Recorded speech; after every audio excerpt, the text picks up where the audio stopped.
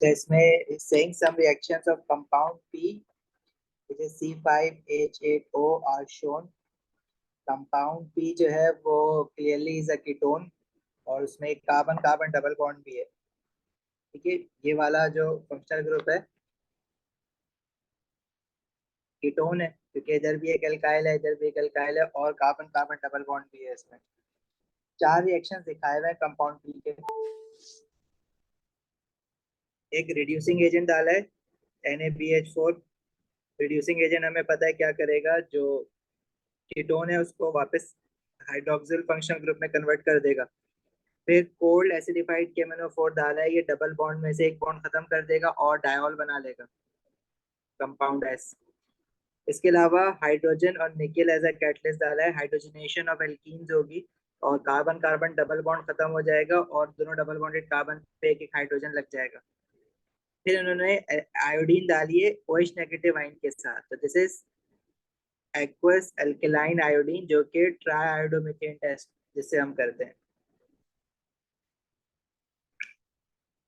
अच्छा, और compound T इन्होंने हमें स्ट्रक्चर भी दे दिया है, क्या हुआ है अब एक एक करके देखते हैं सबको। Give the structures for organic compound QRS and T। अब Q जो है उसमें हमारा जो कीटोन फंक्शनल ग्रुप है उसको तो कुछ भी नहीं होगा, लेकिन डबल बॉन्ड खत्म हो जाएगा और डबल बॉन्ड जब खत्म होगा तो सिंगल बॉन्ड बन जाएगा उसकी जगह पे और दो हाइड्रोजन अटैच हो जाएंगे। अब स्ट्रक्चर्स में उसने ये कहा तो नहीं था स्पेसिफिकली कि स्केलेटल फॉर्मूला बनाना है, लेकिन क्योंकि ओरिजिनल कंपाउंड पी का स्केलेटल फॉर्मूला दिया हुआ है तो वो आसान है, थोड़ा सा स्केलेटल फॉर्मूला ही बना देते हैं इसका।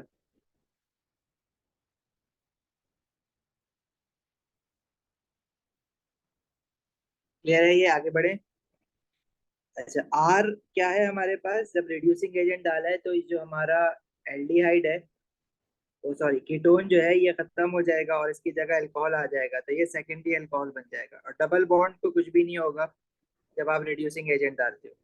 तो ये डबल बॉन्ड यहाँ से कार्बन डबल बॉन्डेड ऑक्सीजन खत्म होगा और इसकी जगह OH आ जाएगा। सही है, ये किसी को कुछ पूछना तो नहीं है यहाँ तक। नेक्स्ट वो ये कह रहा है कि हमने एस जो है वो डायोल बनेगा जब हम कोल्ड KMnO4 डालते हैं, और डायोल कहाँ पे बनेगा, जो डबल बॉन्ड है कार्बन कार्बन डबल बॉन्ड वो खत्म हो जाएंगे दोनों, और जो डबल बॉन्डेड कार्बन एटम्स हैं उन पे दोनों पे हाइड्रोक्सिल फंक्शनल ग्रुप लग जाएगा OH।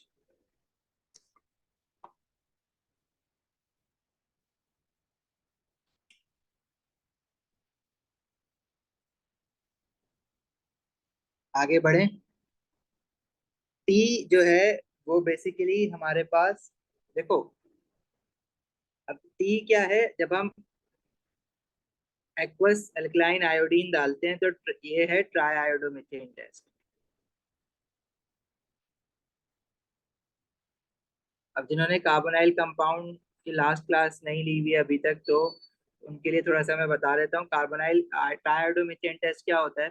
अगर हमारे पास कोई फंक्शनल ग्रुप है कीटोन, और कीटोन इस तरह का है कि हमारे पास अल्फा कार्बन पे एक CH3 डायरेक्टली अटैच्ड है, दूसरी साइड पे बेशक कोई लॉन्ग कार्बन हाइड्रोकार्बन चेन हो, डजेंट मैटर, एक साइड पे CH3 होना जरूरी है। ऐसे कीटोन को हम कहते हैं मिथाइल कीटोन।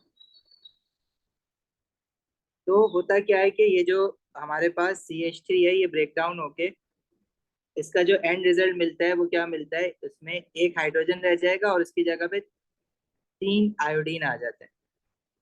इसको हम कहते हैं triiodomethane. Iodo is for iodine, और क्योंकि CH4 से बना है ना तो ट्राई आयोडोमीथेन।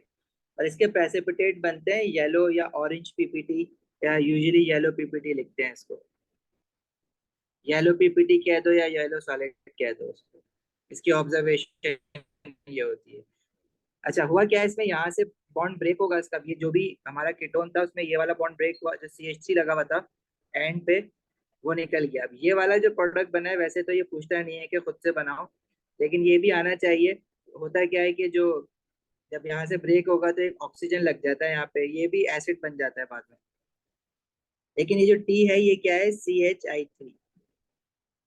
अब इसका स्ट्रक्चर बनाना है, तो इसका स्ट्रक्चर कैसे बनाएंगे। अगर मैं इसका इसके साथ तीन आयोडीन है,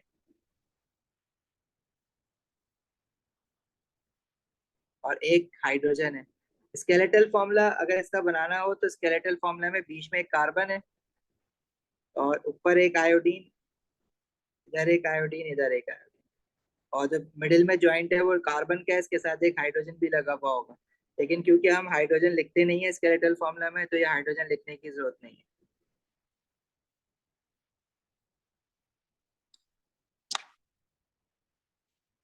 क्लियर है? आगे बढ़े। जिन्होंने कार्बोनाइल कंपाउंड्स पूरा पढ़ा हुआ है उनको तो कोई प्रॉब्लम नहीं है इसमें।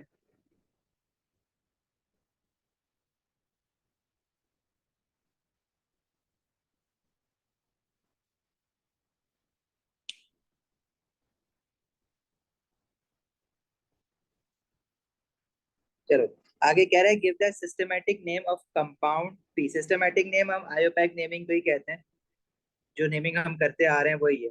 अब पी की नेमिंग क्या होगी? इसमें एक कीटोन है, जो कल हमारी बात हो रही थी कार्बोनाइल कंपाउंड में, हमने एक एग्जांपल भी की थी कि इसकी जब हम नंबरिंग करेंगे तो नंबरिंग इस तरह से करेंगे कि कीटोन पे स्मॉलेस्ट नंबर आना चाहिए, क्योंकि प्रायोरिटी ऑर्डर क्या होता है, पहले कार्बोक्सिलिक एसिड है तो उस पर छोटा नंबर आना चाहिए, अगर एल्डिहाइड भी है तो सेकंड प्रायोरिटी उसकी होती है, उसके बाद हमारे पास कीटोन आ जाता है। तब इसमें कार्बन कार्बन डबल बॉन्ड भी है, तो हम कार्बन कार्बन कीटोन के बाद कार्बन कार्बन डबल बॉन्ड होता है, तो नंबरिंग हम दो तरीकों से कर सकते हैं ना इसकी। लेट्स से अगर मैं नंबरिंग राइट टू लेफ्ट कर दूं, कि आप कहो कि डबल बॉन्डेड कार्बन जो है उन पे छोटा नंबर लाई करेगा, तो वो गलत हो जाएगी, क्योंकि कीटोन भी प्रेजेंट है तो कीटोन पे फोर्थ नंबर आ रहा है, और अगर मैं लेफ्ट टू राइट करूंगा तो कीटोन पे फिर स्मॉलर नंबर आएगा। तो मैं नंबरिंग लेफ्ट टू राइट करूंगा इसकी, राइट टू लेफ्ट नहीं करूंगा, ताकि कीटोन पे स्मॉलर नंबर आए, 1 2 3 4 5। लेकिन जब हम लिखते हैं तो हमने ये डिसाइड किया था कि लिखने के वक्त स्टेम के राइट साइड पे जो ऑर्डर है वो चेंज हो जाता है, मतलब ये उल्टे ऑर्डर में चलेगा फिर। तो हम डबल बॉन्ड का नाम पहले लिखेंगे फिर कीटोन का नाम लिखेंगे, और अगर कोई ब्रांच होती तो स्टेम से पहले हेलोजन या अल्काइल की ब्रांच होती तो पहले वो मेंशन करते। अब इसमें कोई ब्रांच तो नहीं है, तो इसका जो नाम बनेगा वो बनेगा, जो हमारे पास स्ट्रेट चेन है हाइड्रोकार्बन की, उसमें 5 कार्बन एटम्स आ रहे हैं, 1 2 3 4 5। दिस इज पेंट, और थर्ड कार्बन पे डबल बॉन्ड आ रहा है, डबल बॉन्ड पहले लिखेंगे तो pent 3 ene and 2 one. This is pent 3 ene 2 one. Carboxylic इसमें नहीं है, मैं बता रहा हूँ प्रायोरिटी ऑर्डर, कि जब नंबरिंग करते हैं तो अगर कार्बोक्सिलिक होता तो उसको छोटे नंबर लाने की कोशिश करते, तो 1 देते उसको, और अगर एल्डिहाइड होता तो उसको छोटा नंबर लाते, अगर कार्बोक्सिलिक और एल्डिहाइड दोनों होते तो मैं कार्बोक्सिलिक को छोटा नंबर देता। ये हमारी कार्बोनाइल कंपाउंड्स में बात हुई है, ज़ैफा हम लोग पढ़ेंगे क्लास में, अगर तुम चाहो तो इसका रिकॉर्डेड लेक्चर देख सकते हो, क्लास 3 में मिल जाएगा ये।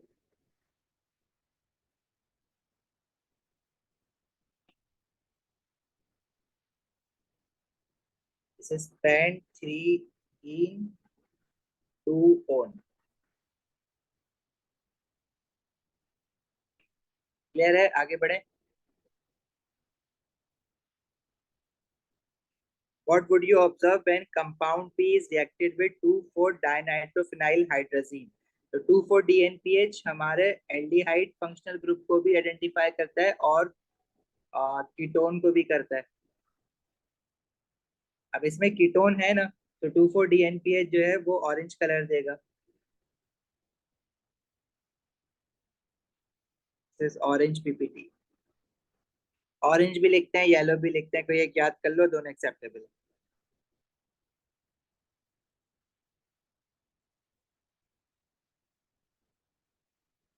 चलें आगे बढ़े।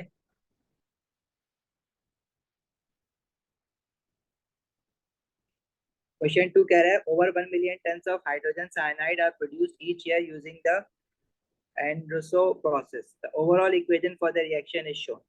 मुझे इस इक्वेशन में बस देखनी है, reaction of hydrogen cyanide with propanone, ketone के साथ हाइड्रोजन साइनाइड रिएक्ट करते हैं, जो हमने लास्ट रिएक्शन मैकेनिज्म पढ़ा है ना, nucleophilic addition is an important first step in many organic synthesis, give the full name of mechanism for this reaction. तो कार्बोनाइल कंपाउंड्स के साथ जो रिएक्शन मैकेनिज्म होता है वो न्यूक्लियोफिलिक एडिशन होता है।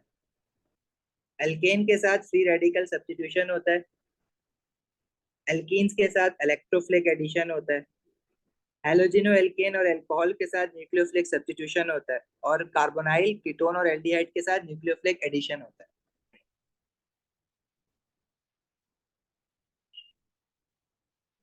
अब ये न्यूक्लियोफिलिक एडिशन रिएक्शन मैकेनिज्म भी ड्रॉ करना है। तो हमारे पास, अब कल भी हमने देखा था कि भाई सारे डायपोल शो करते हैं, ऑक्सीजन पे पार्शियल नेगेटिव होगा, कार्बन पे पार्शियल पॉजिटिव होगा। साइनाइड जो है कार्बन पार्शियल पॉजिटिव को अटैक करेगा, कार्बन और ऑक्सीजन के बीच में जो शेड पेड ऑफ इलेक्ट्रॉन है it will go towards the oxygen atom, तो उसका भी एक कर्ली एरो बनेगा। उसके बाद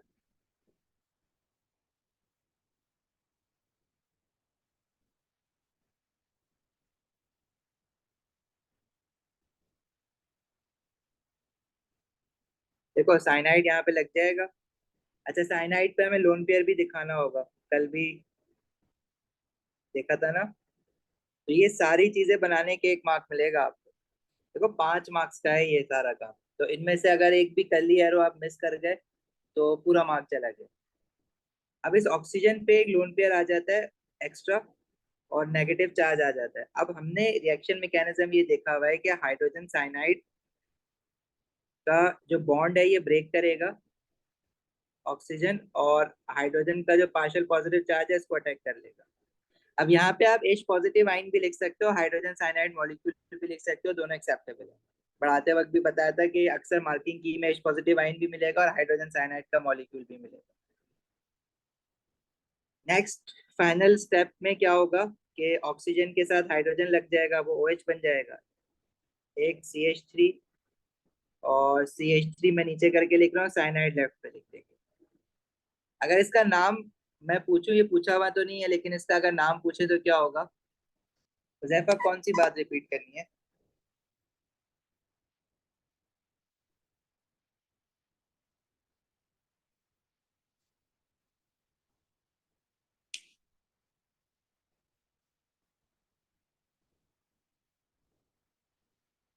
चलो इसका नाम तो बताओ। 1 2 3। This is to.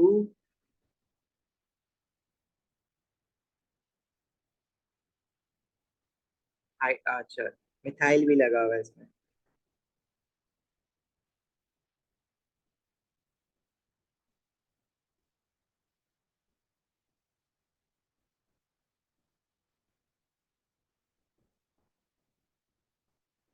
2 methyl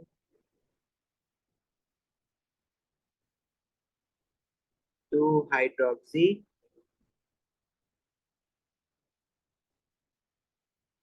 propane nitrile.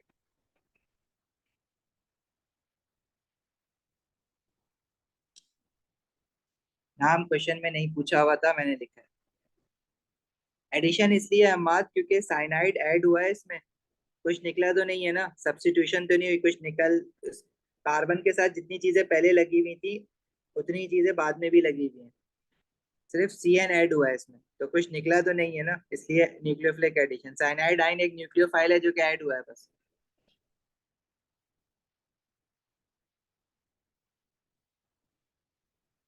चलें आगे। नेक्स्ट कह रहे हैं एसीटोइन and diacetyl are two of the compound that gives butter its characteristic flavor. The skeletal formula are shown give the systematic name of acetoin. अब आपने इस skeletal formula को देखो और इसका नाम बताओ पहले मुझे खुद से।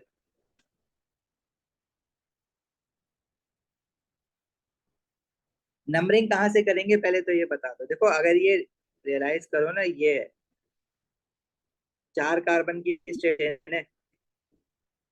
अगर मैं बनाऊँ ना इस तरह से 1 2 3 4, एक कार्बन पे डबल बॉन्डेड ऑक्सीजन कार्बोनाइल और इस पे OH है।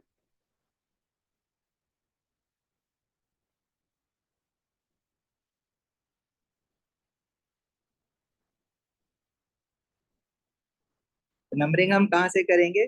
कीटोन पे छोटा नंबर आया ना, प्रायोरिटी ऑर्डर में अल्कोहल से ऊपर है वो।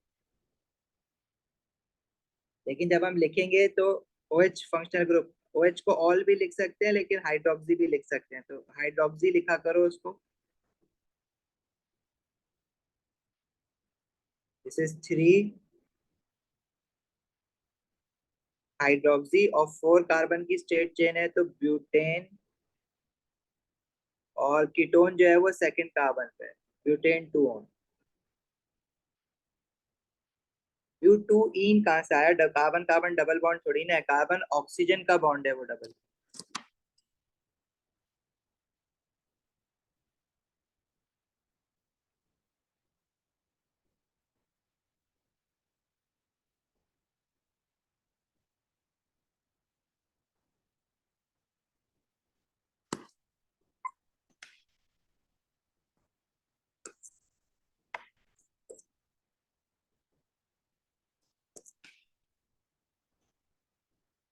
क्लियर है? आगे बढ़े। अच्छा, identify the region and condition necessary for the conversion of acetone into diacetyl. देखो हमारे पास फर्क क्या है दोनों कंपाउंड में। यहाँ पे जो OH फंक्शनल ग्रुप है वो कन्वर्ट हो गया है कीटोन में, तो ऑक्सीडेशन हुई है। और ऑक्सीडेशन करवाने के लिए हम लोग एसिडिफाइड पोटेशियम डाइक्रोमेट यूज करेंगे, एसिडिफाइड पोटेशियम मैग्नेट यूज नहीं करते अल्कोहल की ऑक्सीडेशन करवाने के लिए। ये याद रखना बात। हम इसमें क्या यूज करेंगे? एसिडिफाइड एक्वस, फॉर्मूला भी लिख सकते हो, पोटेशियम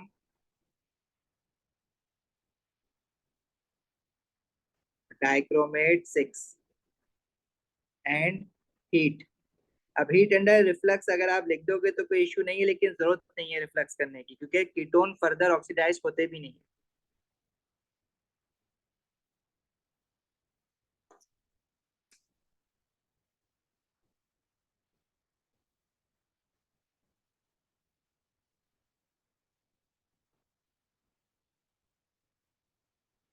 हम आज लिख सकते हैं, वो भी लिख सकते हैं।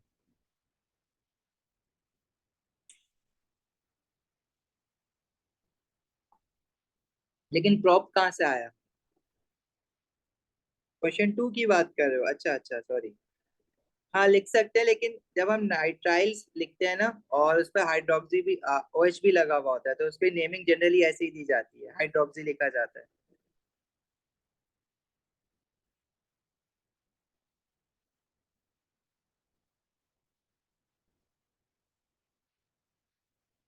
चलो, infrared spectrum for acetone is shown. Acetone उठा लेते हैं।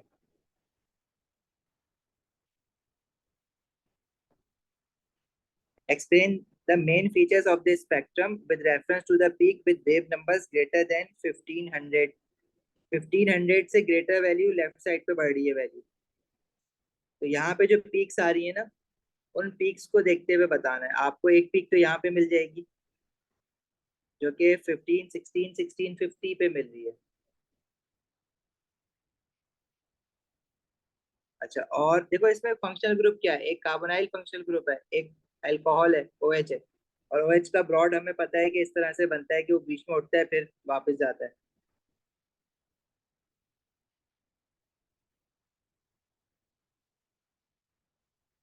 तो इसके लिए हमें वो एब्जॉर्प्शन वैल्यू देखनी पड़ेंगी।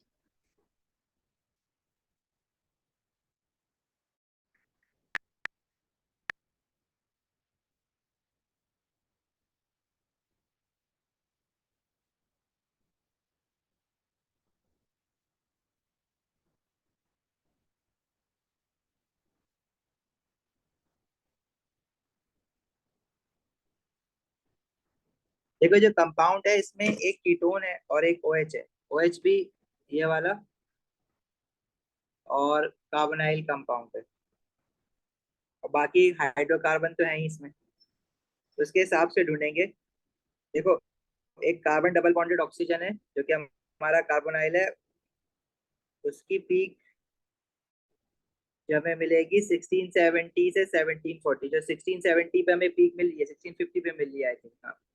तो वो पीक 1670 से 1740 वाली पीक उस चीज की हो जाएगी। तो आप लिखोगे कि एब्जॉर्प्शन एट 16 से, आपने बताना है कि स्पेक्ट्रम कैसा दिख रहा होगा, दिख जो रहा है उसको एक्सप्लेन करना है बस। उसके अलावा OH की जो पीक है वो हाइड्रोक्सी की वजह से ना, अल्कोहल की है। कार्बोक्सिल का मतलब होता है कार्बोक्सिलिक एसिड में भी तो OH होता है ना, लेकिन अभी तो हम अल्कोहल वाला OH देख रहे हैं, तो उसकी पीक जो मिलेगी वो 3200 से 3600 के बीच में। तो एक एब्जॉर्प्शन आ रही है, ये एब्जॉर्प्शन की वैल्यूज होती हैं, ठीक है। Absorption at 1670 till 1740 for carbon double bonded oxygen in carbonyl.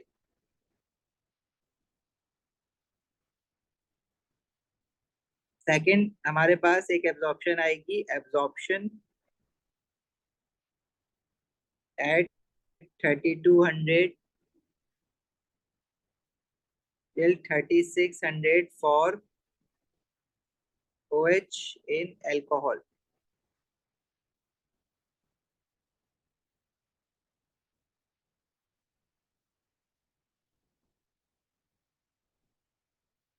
सही है। बाकी हाइड्रोकार्बन भी तो है ना, कार्बन और हाइड्रोजन, उनकी भी पीक मिल रही होगी कार्बन हाइड्रोजन बॉन्ड्स की।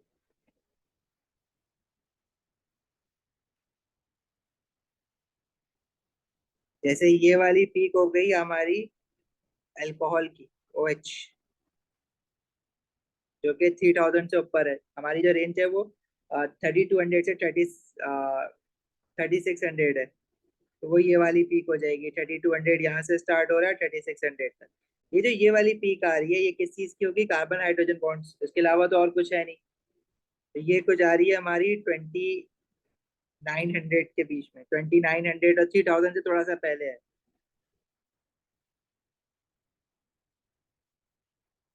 तो ये एल्केन की पीक है 2850 2950। एक एब्जॉर्प्शन हमें और मिलेगी, एब्जॉर्प्शन एट 2850 टिल 2950 पर सेंटीमीटर फॉर CH।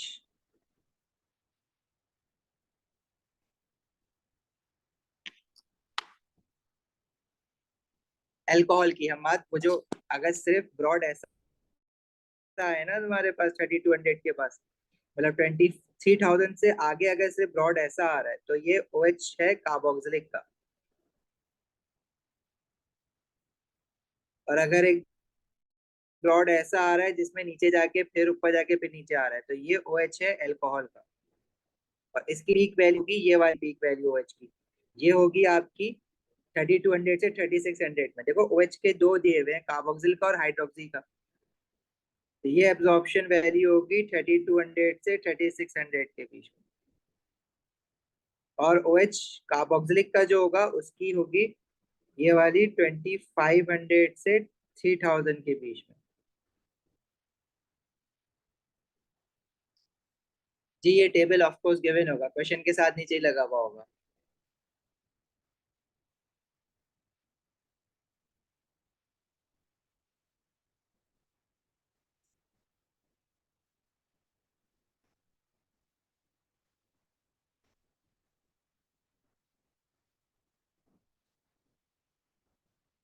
क्लियर है?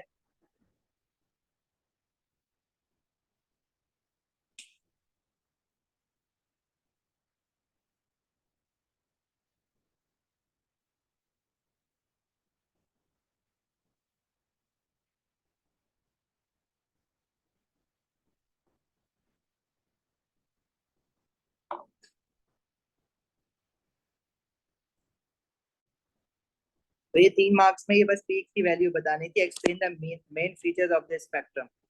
तो ये एब्जॉर्प्शन वैल्यूज बतानी थी with reference to the peaks with wave numbers greater than 1500। 1500 से पहले वाली जो पीक्स होती है ना, वो बहुत सारे कार्बन हाइड्रोजन बॉन्ड की वजह से वो हम देखते ही नहीं है, उसकी ना वैल्यूज भी दी भी नहीं है यहाँ।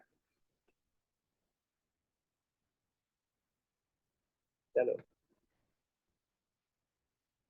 अच्छा फिर कह रहा है state and explain how the infrared spectrum for diacetyl would differ from the infrared spectrum for acetone.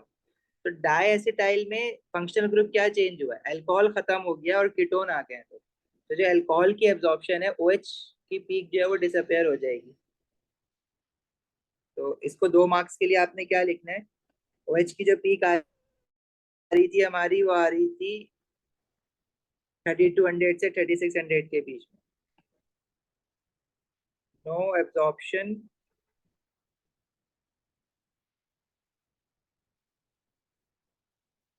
Eight 3200 till 3650 per centimeter as diacetyl do not have OH bond of alcohol। अच्छा, कोई एक्स्ट्रा पीक और नहीं आएगी क्योंकि जो दूसरा functional group है वो कार्बोनाइल ही है। तो कार्बोनाइल ऑलरेडी एक था उसमें, तो उसकी जो पीक आ रही थी हमारी 1670 से 1740 के बीच में, वो तो रहेगी वैसी। कार्बन हाइड्रोजन की भी पीक रहेगी, बस अल्कोहल वाली गायब हो जाएगी और कोई नई एडिशनल पीक नहीं मिलेगी क्योंकि कोई नया एडिशनल फंक्शनल ग्रुप है नहीं।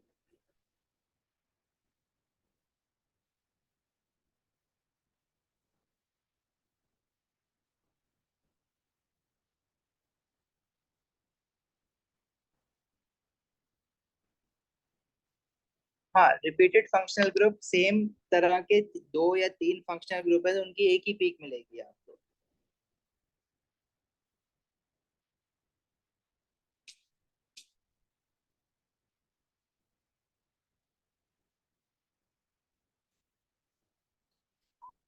If a sample of acetone is reacted with concentrated sulfuric acid, a single product is formed that does not exhibit stereoisomerism। अब एसिटोइन जो था हमारे पास, उसमें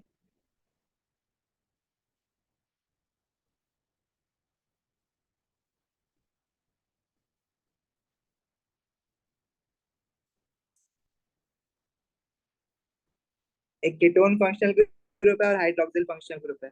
तो कंसंट्रेटेड सल्फ्यूरिक एसिड क्या रिएक्शन करेगा इसके साथ? Concentrated sulphuric acid dehydrating agent है जो कि अल्कोहल की डिहाइड्रेशन करवाता है और एल्कीन बनाता है।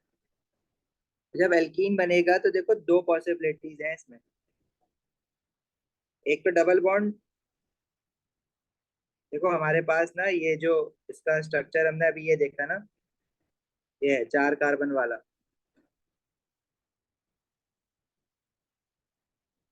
यहाँ OH लगा हुआ है, तो एल्कीन बनने की देखो एक ही पॉसिबिलिटी है इसमें, दो नहीं है, सॉरी। क्योंकि जिस कार्बन पे OH लगा हुआ है वो OH, और बराबर वाले कार्बन का हाइड्रोजन निकलेगा। अच्छा, राइट पे जो कार्बन है उस पे तो हाइड्रोजन है, लेकिन लेफ्ट वाला जो कार्बन है, जिस हाइड्रोक्सिल जिस पे लगा हुआ है, उसके लेफ्ट वाला जो कार्बन है जिस पे डबल बॉन्डेड ऑक्सीजन है, उस पे तो कोई हाइड्रोजन ही नहीं है ना। उसके तो 4 बॉन्ड ऐसे ही बने हुए हैं। तो हमारे पास डबल बॉन्ड जो आ सकता है वो थर्ड और फोर्थ कार्बन के बीच में ही आ सकता है, सेकंड और थर्ड कार्बन के बीच में नहीं आ सकता। तो जब डिहाइड्रेशन होगी तो जो एल्कीन हमें मिलेगा वो इस तरह का मिलेगा।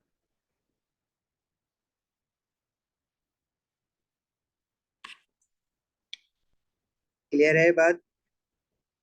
और फिर वो पूछ रहा है explain why the product does not exhibit stereo isomerism. अब स्टीरियो आइसोमर कायरल कार्बन तो कोई है नहीं इसमें।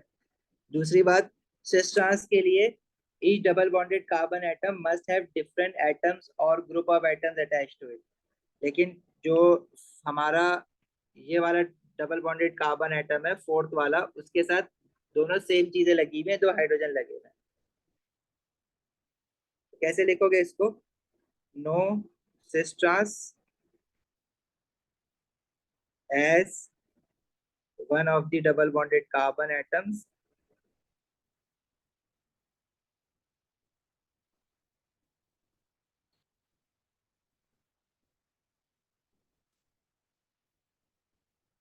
have two same hydrogen atoms attached। अब स्टीरियो में, जब उसने स्टीरियो कह दिया है ना, तो मतलब आपको दोनों कंसीडर करना है, सिस ट्रांस भी करना है, और दूसरे टाइप की स्टीरियो आइसोमेरिज्म ऑप्टिकल होती है वो भी आपको कंसीडर करना है। और ऑप्टिकल इसलिए नहीं है क्योंकि कोई कायरल कार्बन नहीं है। कायरल कार्बन इसके 4 सिंगल बॉन्ड हो और चारों जगह डिफरेंट चीजें अटैच्ड हो, एंड नो कायरल कार्बन तो नो ऑप्टिकल आइसोमर्स।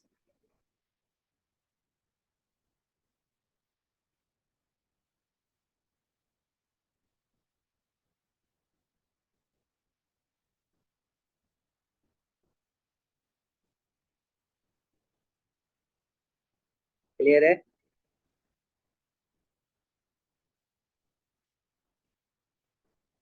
फिर नेक्स्ट पार्ट में कह रहे हैं explain by the product of reaction of acetone with hydrogen bromide does exhibit stereo isomerism. अब हाइड्रोजन ब्रोमाइड के साथ जब इसका रिएक्शन करवाएंगे, ऐसे देखो इसका नहीं करवा रहे जिसमें डबल बॉन्ड बना है, एसीटोन का ही करवा रहे हैं।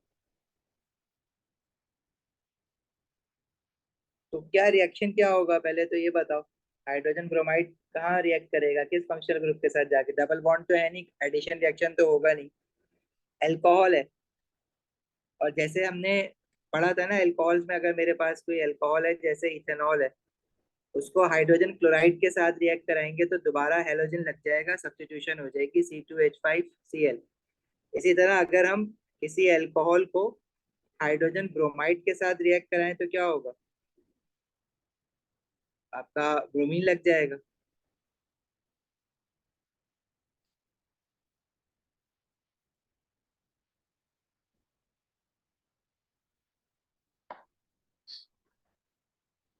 सही है ना?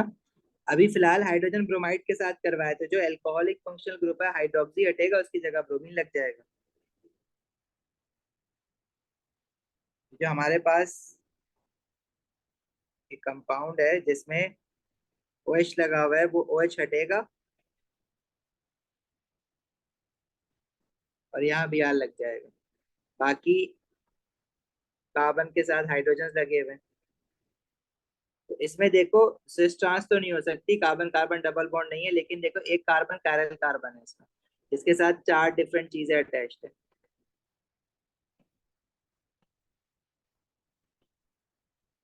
तो ये सब बनाना नहीं है, आपने बस एक्सप्लेन करना है इस बात को कि पैरेलल कार्बन आ जाएगा जब ये रिएक्ट करेगा।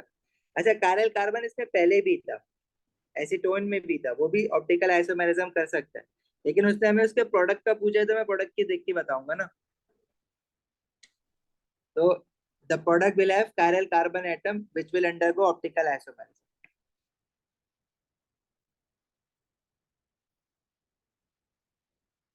Product have chiral carbon which will undergo optical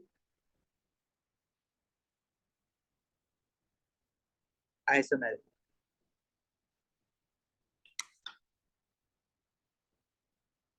clear है?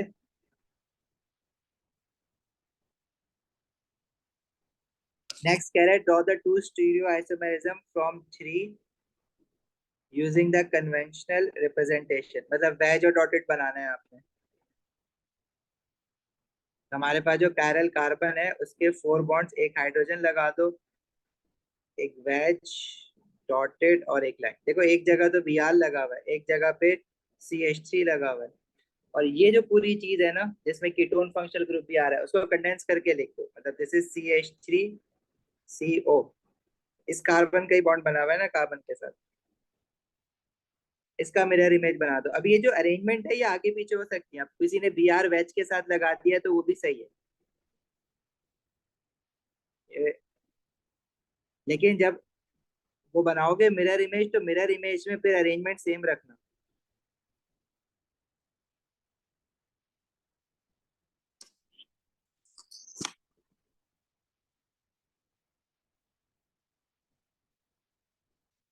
नहीं, स्टार बनाने एस्टेरिक जो है वो अक्सर बना हुआ भी होता है पता है, लेकिन जरूरत नहीं है, इसके कोई मार्क्स नहीं है स्टेरिक बनाने के, तो मैंने कायरल के लिए बना दिया था।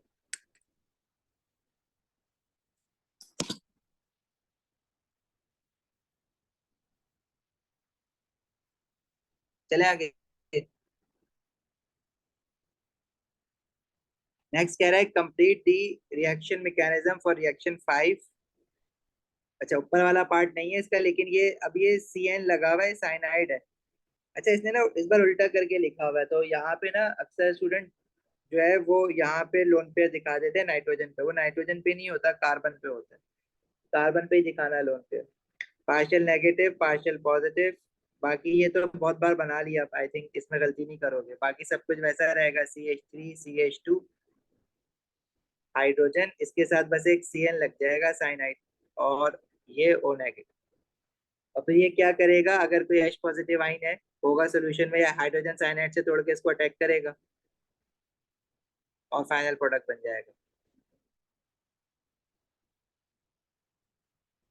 इसका नाम क्या होगा, this is 2 hydroxy butane nitrile.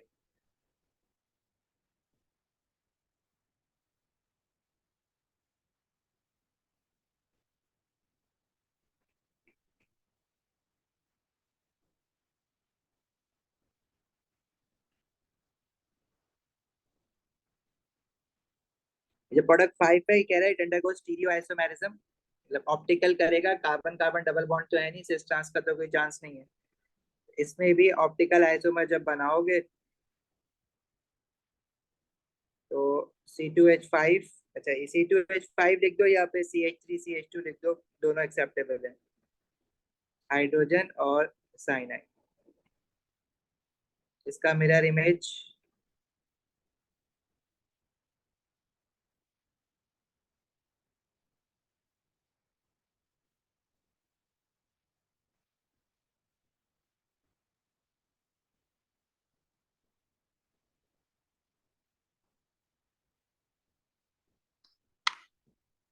हाँ कहीं भी लगा सकते हो जैफा। अक्सर CN, हमारी कोशिश ये होती है कि अगर 2D स्ट्रक्चर है तो CN को हम एल्काइल के अपोजिट लगाते हैं, या कहीं भी लगा दो, उससे कोई फर्क नहीं पड़ रहा। मैंने जैसे CN पीछे लगा दिया था यहाँ पे, आप नीचे लगा दो,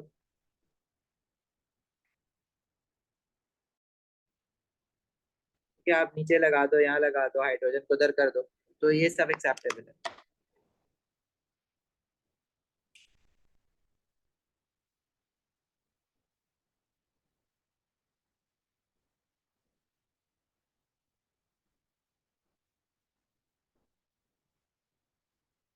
क्वेश्चन 2 में कह रहा है suggest why a mixture of two stereo isomerism is form by reaction 5।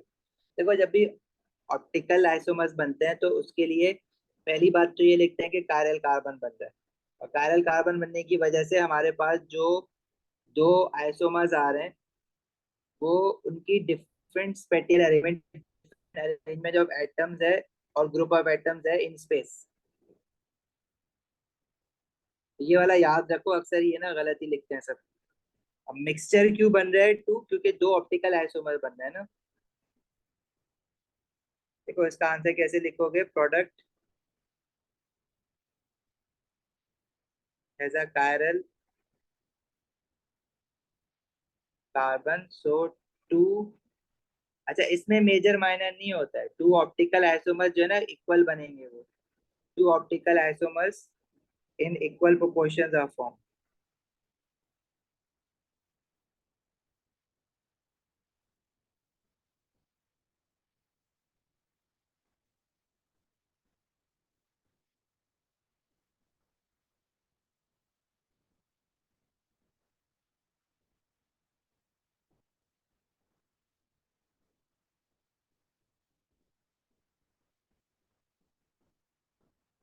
सही है।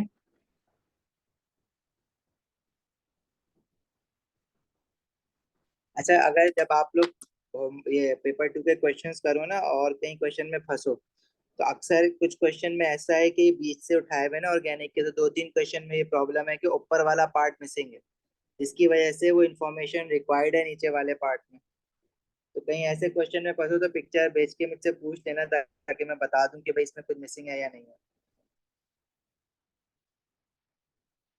करोगे बाकी खुद आगे।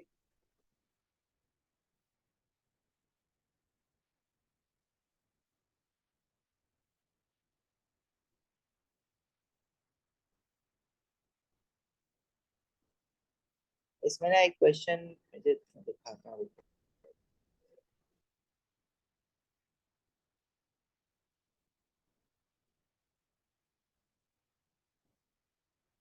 एक ये वाला क्वेश्चन जरूर करना, क्वेश्चन 11, ऐसे क्वेश्चन बहुत आ रहे हैं। और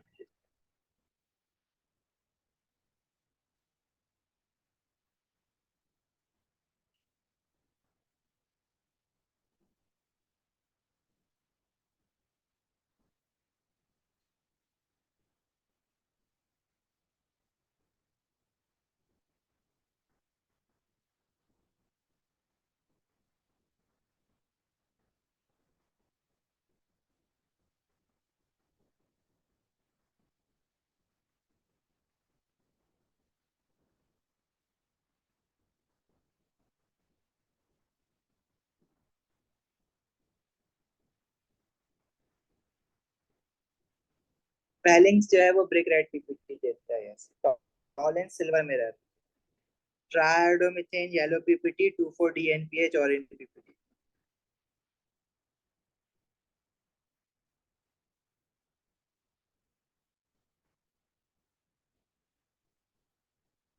देखो इस तरह की रिएक्शन स्कीम्स वाले क्वेश्चन जरूर करना, क्योंकि सारे ही करो। एक और था यार।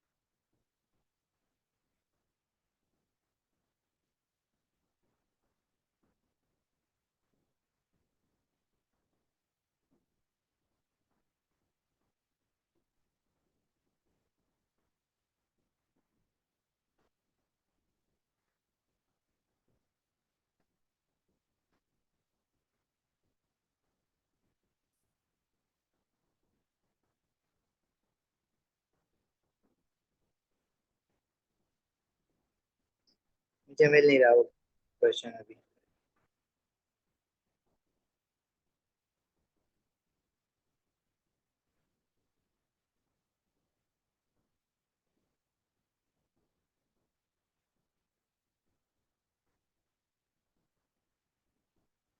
चलो आगे क्वेश्चन ट्राई करो, और फिर कल से जो है ना ईयरली स्टार्ट करेंगे। 3-4 ईयरली करेंगे, और फिर मॉक्स वगैरह के बाद दोबारा से कुछ टॉपिकल और कुछ ईयरली दोबारा करेंगे। सही है, जा सकते हो अभी। अल्लाह हाफिज।